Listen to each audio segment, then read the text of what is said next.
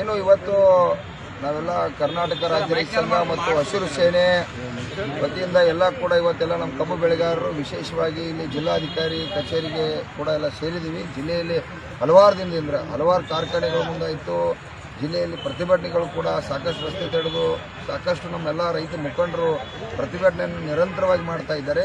ಏನು ನಾವು ಬೆಳಗಾವಿ ಜಿಲ್ಲೆ ಕುರ್ಲಾಪುರದಲ್ಲಿ ಒಂದು ಐತಿಹಾಸಿಕ ಹೋರಾಟ, ಏನು ಒಂದು 10 ದಿನದ ಹೋರಾಟ, ನಾವು 3,500 ರೂಪಾಯಿ ಕಬ್ಬಿನ ಬಿಲ್ ಕೊಡಬೇಕಂತ ಏನು ಹೋರಾಟನ ಪ್ರಾರಂಭ ಮಾಡಿದ್ವಿ. ಅದು ಒಂದು ಐತಿಹಾಸಿಕ ಹೋರಾಟ ಆಗಿ ನಮಗೆ ಕಾರ್ಖಾನೆಯವರು ಸುಮಾರು 5-6 ವರ್ಷದಿಂದ ಒಂದೇ ರೇಟ್ ಕೊಡ್ತಾ ಇದ್ರು.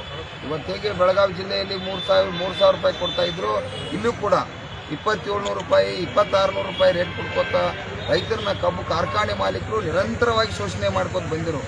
ಅವ್ರು ಯಾವಾಗ ಮಂಡತನ ತೋರಿಸಿ ಕಾರ್ಖಾನೆಯನ್ನು ನವೆಂಬರ್ 1ಕ್ಕೆ ಚಾಲೂ ಮಾಡ್ಬೇಕನ್ನುವಂಥ ವಿಚಾರ ಮಾಡಿದ್ರು. ಅದೇ ರೀತಿಯಾಗಿ ನವೆಂಬರ್ 1 ಹೋಗಿ ಅಕ್ಟೋಬರ್ 20ಕ್ಕೆ ಹೊಳ್ಳಿ ರೀ ಆರ್ಡರ್ ಮಾಡಿದ್ರು. ಅವಾಗೆಲ್ಲ ರೈತರ ಕಬ್ಬು ಬೆಳೆಗಾರರು ರೊಚ್ಚಿಗೆ ಅಂತ ಇವತ್ತು ಕಾರ್ಖಾನೆಯವರು ಮಾಲಕರ ಸರ್ಕಾರದ ಇರುವುದಿದ್ರೆ ಇವತ್ತು ರೈತರಿಗೆ ಮೋಸ ಮಾಡ್ತಾ ಇರೋದಕ್ಕಾಗಿ ಇವತ್ತು ನಾವೆಲ್ಲರೂ ಕೂಡ ರೊಚ್ಚಿಗೆ ಕಾರ್ಖಾನೆಯನ್ನು ರಾಜ್ಯದಲ್ಲಿ ಎಲ್ಲ ಬಂದ್ ಮಾಡಿಸಿದ್ದೀವಿ. ಅವಾಗ ಕಾರ್ಖಾನೆಯವರಿಗೆ ಭಯ ಪ್ರಾರಂಭ ಆಗಿ ನಮ್ಮಲ್ಲಿ ಕೂಡ ಬೆಳಗಾವಿ ಜಿಲ್ಲೆ ಒಳಗ ಅಲ್ಲಿ 3,000 ರೂಪಾಯಿ ಕೊಡ್ತಾ ಇದ್ರು. ಮೊದಲು 50 ರೂಪಾಯಿ ರೇಟ್ ಹೆಚ್ಚಾಯಿತು. ನಂತರ ಬಹಳಷ್ಟು ಮತ್ತೆ ಒಂದಿನ 2 ದಿನ ಹೋಯ್ತು, 25 ರೂಪಾಯಿ ಹೆಚ್ಚಾಯಿತು. ಆಮೇಲೆ 25 ರೂಪಾಯಿ ಹೆಚ್ಚಾಯಿತು.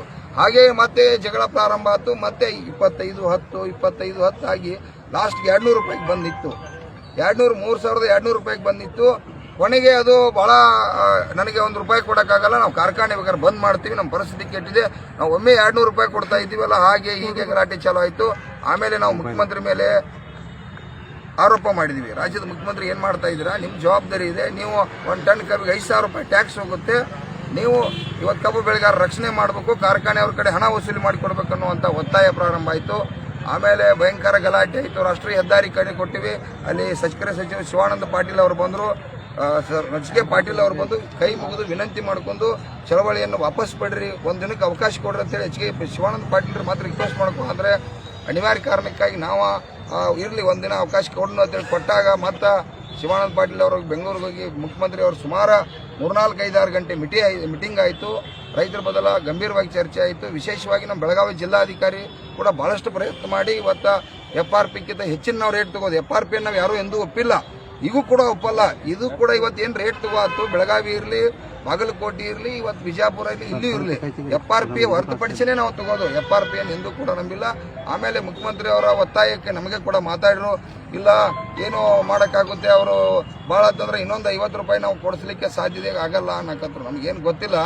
ನಮ್ಮದು ಅಲ್ಲಿರ್ತಕ್ಕಂಥ ಕಬ್ಬು ಬೆಳೆಗಾರ 1000 ಟನ್ ಬೆಳೀತಕ್ಕಂಥ 1000 ಜೊತೆ ಚರ್ಚೆ ಮಾಡಿದ್ವಿ. ಬಾಗಲಕೋಟೆ ಬೆಳಗಾವಿ ನಾವು ಕಟಾ ಕಂಡೀಷನ್ವಾಗಿ 3,400 ರೂಪಾಯಿ ಕತ್ಕೊತೀವಿ. ಲಾಸ್ಟಿಗೆ ಮತ್ತು ಚರ್ಚೆ ಆಯಿತು. ಚರ್ಚೆಯಾಗಿ ಲಾಸ್ಟ್ 3,100 ರೂಪಾಯಿ ತೆಳಗೆ 1 ರೂಪಾಯಿ ಕೂಡ ಕಡಿಮೆ ಆಗಲ್ಲ. ಹಂಗೇನಾದ್ರೂ 1 ರೂಪಾಯಿ ಕಡಿಮೆ ಆದರೆ ರೈತರು ನಮಗೆ ಕಬ್ಬು ಹೋರಾಟಗಾರನ ಕೆಳಗೆ ಗೋರಿ ತೆಗೆದು ಮೇಲಾದ ಹೋಗ್ತಾರೆ. ನೀವು ಇವತ್ತು ತಾಯಿಯಂದ್ರಿಗೆ ಗ್ಯಾರಂಟಿ ಕೊಡ್ತಾ ಇದ್ರು, ವರ್ಷಕ್ಕೆ 50,000 ಕೋಟಿ ರೂಪಾಯಿ ಹೋರಾಟ ಮಾಡಿಲ್ಲ ಕೊಡ್ತಾ ಇದ್ದೀರಾ. ನಾವು ಲಕ್ಷ ಜನ, ಇಡೀ ರಾಜ್ಯದಲ್ಲಿ ಲಕ್ಷ ಜನ ಬೀದಿಗೆ ಬಂದಿದ್ದೀವಿ. ಕಬ್ಬು ಬೆಳೆಗಾರ ಬೀದಿಗೆ ಬಂದಿವಿ. ಗೌರ್ಮೆಂಟ್ಗೆ ರಾಜ್ಯ ಸರ್ಕಾರಕ್ಕೆ 5,000, 1 ಟನ್ನಿಗೆ 5,000 ಹೋಗುತ್ತೆ, ಕೇಂದ್ರ ಸರ್ಕಾರ ಹೋಗುತ್ತೆ. ನೀವೇನು ಮಾಡ್ತೀರಾ ಅದು ಗೊತ್ತಿಲ್ಲ. 1,000 ಕೋಟಿ ಆದರೂ ಕೊಟ್ಟು ರೈತರನ್ನ ಕಾಪಾಡಬೇಕಂತ ಮುಖ್ಯಮಂತ್ರಿಗೆ ಒತ್ತಾಯ ಮಾಡಿದಾಗ 3,100 ರೂಪಾಯಿ ಘೋಷಣೆ ಆಯಿತು.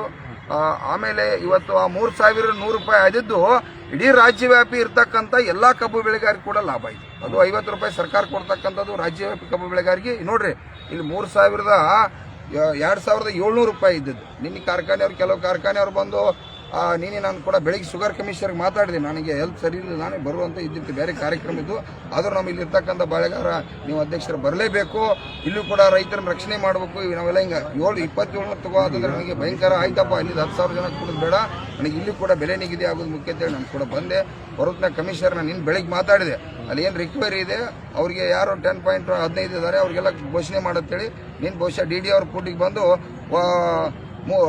ಎಷ್ಟು 3,160 ರೂಪಾಯಿ ಅವರು ಘೋಷಣೆ ಮಾಡಿದ್ದಾರೆ, 150 ರೂಪಾಯಿ ಅಂತ ಘೋಷಣೆ ಮಾಡಿದ್ದಾರೆ. ಇವತ್ತು ಈ ರೇಟು ಯಾಕಂತಂದ್ರೆ 450 ರೂಪಾಯಿ ಇವತ್ತು ಬರ್ಕಾಯ್ತು, 460 ರೂಪಾಯಿ. ಇವತ್ತೇನು ಕುರ್ಲಾಪುರ ಐತಿಹಾಸಿಕ ಚಳವಳಿ ನಿಮ್ಮೆಲ್ಲರ ಮೀಡಿಯಾ ದೇವರುಗಳಿಂದ ಶಕ್ತಿಯಿಂದ ಇಡೀ ನಾಡಿನ ಎಲ್ಲ ರೈತ ಪರ ಸಂಘಟನೆಗಳು, ಕನ್ನಡ ಪರ ಸಂಘಟನೆಗಳು, ದಲಿತ ಪರ ಸಂಘಟನೆ, ನ್ಯಾಯವಾದಿಗಳು, ವಿದ್ಯಾರ್ಥಿಗಳು, ಇಡೀ ಎಲ್ಲ ನಾಡಿನ ಪರಮ ಪೂಜ್ಯರು ಶಶಿಕಾಂತ್ ಗುರೂಜಿ ಅವರ ನೇತೃತ್ವ ಹೋರಾಟದಲ್ಲಿ ಇಡೀ ರಾಜ್ಯದ ಕಬ್ಬು ಬೆಳೆಗಾರರಿಗೆ ರಕ್ಷಣೆ ಆಗ್ತಕ್ಕಂಥದ್ದು ಪ್ರಾರಂಭ ಆಗೈತಿ. ಇದು ಐತಿಹಾಸಿಕ. ಈಗ ಇಲ್ಲಿರ್ತಕ್ಕಂಥ ಏನು ಇವತ್ತು 3,150 ಕೊಡ್ತಾ ಇದ್ದಾರೆ. ಈ ರೀತಿ ಸುಮಾರು ಏನು 6 ಕಾರ್ಖಾನೆಗಳು ಇಲ್ಲಿದ್ದಾವೆ. ಯಾದಗಿರಿ ಇರ್ಬೋದು, ಎಲ್ಲ ಕಾರ್ಖಾನೆಗಳು ಕೂಡ ಕಡ್ಡಾಯವಾಗಿ ಈ ನಮ್ಮ 3,300 ರೂಪಾಯಿ ಇದೆ. ಆದರೂ ಕೂಡ ಇಲ್ಲಿ ರಿಕವರಿ ಆದ ಇದೆ ಅಂತ ಹೇಳಿ ರೈತರು ಗಲಾಟೆ ಮಾಡಿಸೋದು ಬೇಡ. ಈ ಸಲ ಮತ್ತೆ ಹೋರಾಟ ಮಾಡೋಣ. ಇಲ್ಲಿ ಕೂಡ ರಿಕವರಿ ಕಬ್ಬು ಹೆಚ್ಚಾಗಬೇಕಾಗಿದೆ ಅನ್ನುವಂಥ ಆರೋಪಗಳು ಮಾಡ್ತಾ ಇದ್ದಾರೆ. ಈಗಾಗಲೇ 86 ನಮ್ಮ ಭಾಗದಲ್ಲಿ ಕಬ್ಬು ಇದೆ, ಕೋಲಾರ ಇಲ್ಲೇ ಇದೆ. ಸಾಕಷ್ಟು ಒಂದು ಬದಲಾವಣೆ ಮಾಡ್ಬೋದು. ಈ ಉಳಿದ ಕಾರ್ಖಾನೆ ರೇಣುಕಾ ಶುಗರ್ ಇರ್ಬೋದು, ಉಗಾರ್ ಕಾರ್ಖಾನೆ ಇರ್ಬೋದು, ಇವರು ಕೂಡ ಉಡಾಪಿತನ ಮಾಡ್ದ ಕಬ್ಬು ನಾವೆಲ್ಲ ಬೆಳಿಲಿಕ್ಕೆ ಒಂದೇ ಖರ್ಚು ಬರುತ್ತೆ. ಇವತ್ತು ಈ ಗುಲ್ಬರ್ಗಾದಾಗಿರಲಿ ಕರ್ನಾಟಕ ತುಂಬ ಒಂದೇ ಕಬ್ಬು ಬೆಳೆಯಕ್ಕೆ ಬರ್ತೈತಿ. ಏನು 3,160 ರೂಪಾಯಿನ ಘೋಷಣೆ ಮಾಡಿರಿ. ಇವತ್ತು 6 ಕಾರ್ಖಾನೆಗಳು 3,160 ರೂಪಾಯಿ ಕೊಟ್ಟನೇ ಚಾಲೂ ಮಾಡಬೇಕು. ಇವತ್ತು ಈ ಕಬ್ಬು ಬೆಳೆಗಾರರ ಐತಿಹಾಸಿಕ ಚಳವಳಿಯಿಂದ ಇವತ್ತು 450 ರೂಪಾಯಿ 100 ಟನ್ ಬೆಳೆ 45,000 ರೂಪಾಯಿ, 1,000 ಟನ್ ಬೆಳೆ 4 ಲಕ್ಷ ರೂಪಾಯಿ. ಇವತ್ತೇನು ಗುರ್ಲಾಪುರದಲ್ಲಿ ನಡೀತಕ್ಕಂಥ ಒಂದು ಐತಿಹಾಸಿಕ ಹೋರಾಟ, ಅದಕ್ಕೆಲ್ಲರೂ ಬೆಂಬಲದಿಂದ ಇವತ್ತು ಇಡೀ ಕಬ್ಬು ಬೆಳೆಗಾರ ಜಾಗೃತ ಆಗಿರು. ಮುಖ್ಯಮಂತ್ರಿ ಅವರು ಕೂಡ ಕಬ್ಬು ಬೆಳೆಗಾರರ ಒಂದು ಅರ್ಜೆಂಟ್ ಸಭೆಯನ್ನು ಕರಿಬೇಕಾಗೈತಿ. ತಾವು ಕೂಡ ಲೇಟ್ ಮಾಡಬೇಡ್ರಿ. ಇವತ್ತು ತೂಕದಲ್ಲಿ ಕೂಡ ಮೋಸ ಆಗ್ತಾ ಇದೆ. ಇವತ್ತು ನಾವು ಬೆಲೆ ನಿಗದಿ ಮಾಡಿ ತೂಕದಲ್ಲಿ ಮೋಸ ಆಗಕೈತಾರೆ, ಏನ್ ಮಾಡಕ್ ಸಾಧ್ಯತೆ? ಅದನ್ನು ಕೂಡ ಅದೇ ಕಡಿವಾಣ ಹಾಕಕ್ಕೆ ನಾನು ಎಲ್ಲ ಕಂಡುಹಿಡಿದಿದ್ದೀವಿ. ಕಂಪ್ಯೂಟರ್ ಅನ್ನುವಂಥದ್ದು ಏನೋ ಅವರು ಮಾಡ್ತಾ ಇದ್ದಾರೆ. ಆ ಕಂಪ್ಯೂಟರ್ ಅನ್ನ ಸೀಸ್ ಮಾಡಿಸ್ತಕ್ಕಂಥ ಪ್ರಾರಂಭ ಮಾಡಿದೀವಿ. ಡಿಜಿಟಲ್ ಕಾಟ ಮಾಡಿದ್ದಾರೆ. ಅದು ಡಿಜಿಟಲ್ ಕಾಟ ಇಂತಿಂತ ಕಂಪನಿನೇ ಇರಬೇಕು ಅನ್ನುವಂಥದ್ದು ಇದೆ. ಈಗಾಗಲೇ ಇಲ್ಲಿ ರೇಣುಕಾ ಶುಗರ್ ಅವ್ರು ಕಟ್ಟಿದ್ದಾರೆ. ಅವರು ಒಳ್ಳೆ ಕಂಪನಿ ಕಟ್ಟಿದ್ದಾರೆ. ಅವರ ತೂಕದಲ್ಲಿ ಆ ಕಂಪ್ಯೂಟರ್ನೇ ಇಟ್ಟಿಲ್ಲ. ಈ ರೀತಿ ಎಲ್ಲ ಕೂಡ ರಾಜ್ಯದಲ್ಲಿ ಈಗ ನಾವು ಅದಕ್ಕಾಗಿ ಮುಖ್ಯಮಂತ್ರಿ ಅವ್ರ ಜೊತೆ ಸಭೆ ಮಾಡ್ತಾ ಇದ್ದೀವಿ. ಈಗ ಒಂದು 4-6 ದಿವಸದಲ್ಲಿ ಅದೇ ಅವ್ರು ರೇಟ್ ಒಪ್ಪಿಲ್ಲ. ಅವರು ರಿಕವರಿ ಹೇಳ್ತಾ ಇದ್ದಾರೆ. ಅದು ಅವ್ರ ತಪ್ಪು. ಯಾಕಂದ್ರೆ ಇದೇ ಕಬ್ಬು ಬೆಳೆದು ಇಲ್ಲಿ 10.15-20 ರಿಕವರಿ ಕೊಟ್ಟವ್ರದಾರು. ತಾವು ರಿಕವರಿ ಕೊಟ್ಟಿರೋದಾದ್ರೆ ನಿಮಗೂ ಬುದ್ಧಿ ಬರ್ಬೇಕು. ಯಾಕಂದ್ರೆ 5-6 ವರ್ಷದಿಂದ ರೈತರು ಸುಲಿಗೆ ಮಾಡಿದಿರಿ. ಏನು ಪೊಕ್ಕಟೆ ಬಿಟ್ಟಿ ಕೊಡತ್ತೀರಿ? 5-6 ವರ್ಷದಿಂದ 100 ರೂಪಾಯಿ ಕೊಡ್ಬೋದಾಗಿಲ್ಲ. ನಿಮ್ ಕರ್ನೇ ಇಲ್ಲ. ಬಾಯ್ ಪಡಕ್ ರಗಡೆ ಉತ್ಪಾದನೆ ಮಾಡ್ತೀರಿ. ಒಪ್ಕೊಳ್ಳಕ್ ರೆಡಿ ಇಲ್ಲ ಅಂದ್ರೆ ಇವತ್ತು ಯಾರ 3,150 ರೂಪಾಯಿ ಕೊಡ್ತಾ ಇದ್ರೆ 60 ರೂಪಾಯಿ ಕೊಡ್ತಾರೆ. ಕಬ್ಬು ಕಳಿಸ್ತಾರೋ ಚಾಲೂ ಇರ್ತಾವ. ಅವ್ರು ಬೇಕಪ್ಪ ಲಾಭ ಆಕೈತಿದ್ರೆ ಚಾಲೂ ಮಾಡ್ಬೇಕು. ಅವ್ರು ಕೊಡ್ಲೇಬೇಕಾ? ಯಾಕಂದ್ರೆ 5-6 ವರ್ಷದಿಂದ ಲೂಟಿ ಮಾಡಿದಾರೆ. ಅವ್ರು 55 ರೂಪಾಯಿ ರೈತರಿಗೆ ಜಾಸ್ತಿ ಕೊಡಬಹುದಾಗಿತ್ತು. ಲಾಭದಾಗ ಎಂದೂ ಕೊಟ್ಟಿಲ್ಲ ನಮಗ. ಬಾಯಿ ಪಡಕ್ ಲಾಭ ಕೊಡ್ಬೇಕು 75% ಅಂತ ಕಾನೂನು ಐತೆ. ಇತಿಹಾಸದಾಗ ಕೊಟ್ಟಿಲ್ಲ ಅವ್ರ. ಈ ಕಾರ್ಖಾನೆ ಮಾಲೀಕರ ನಮ್ಮ ರೈತರನ್ನ ಉದ್ಧಾರ ಮಾಡಕ್ಕಾಗಿ ಕಾರ್ಖಾನೆ ಕಟ್ಟಿಲ್ಲ. ಇವತ್ತೇನ ಒಂದು ರೈತ ಶಕ್ತಿ ಆಯ್ತು, ಜನಾಂದೋಲನ ಕಾರ್ಯಕ್ರಮ ಆಯ್ತು ರಾಜ್ಯದಾಗ. ನೀವು ಮೀಡಿಯಾ ದೇವರಿಂದ ಇವತ್ತು ಸರ್ಕಾರನ ಕಣ್ತಕ್ಕಂಥ ಕೆಲಸ ಆಯ್ತು. ಕಾರ್ಖಾನೆ ಮಾಲೀಕರು ತೆಗಿಸ್ರಿ.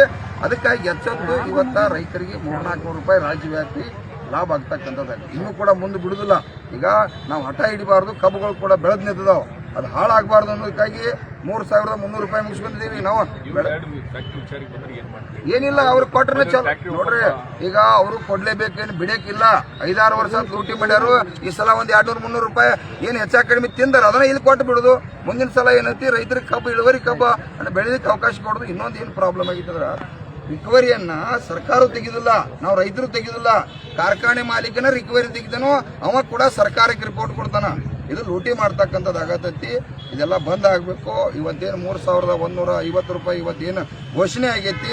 ಇಡೀ ಗುಲ್ಬರ್ಗಾ ಜಿಲ್ಲೆ ಇರ್ತಕ್ಕಂಥ, ಯಾದಗಿರಿ ಜಿಲ್ಲೆ ಇರ್ತಕ್ಕಂಥ ಕಡ್ಡಾಯವಾಗಿ ಎಲ್ಲಾ ರೈತರಿಗೆ ಕೊಡ್ಲೇಬೇಕು. ಏನು ಬಿಟ್ಟಿ ಕೊಡ್ತಾ ಇಲ್ಲ.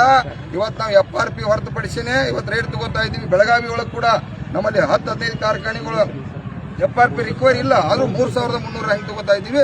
ಇಲ್ಲಿ ಕೂಡ 3,150 ರೂಪಾಯಿ ಕಡ್ಡಾಯವಾಗಿ ಬೀದರ್ ಕೂಡ ಅದು ಕೂಡ ಕೊಡಬೇಕು. ಯಾರ್ದು ಬಿಟ್ಟಿ ಇಲ್ಲ. ಇಲ್ಲಿ ಅವ್ರ ಬಾಯ್ ಪಡಕ್ ಲಾಭ ಹಾಕವು. ಸಾಕಷ್ಟು ಕೋಟಿ ಗಂಟೆ ಆಸ್ತಿ ಮಾಡ್ಯಾರು.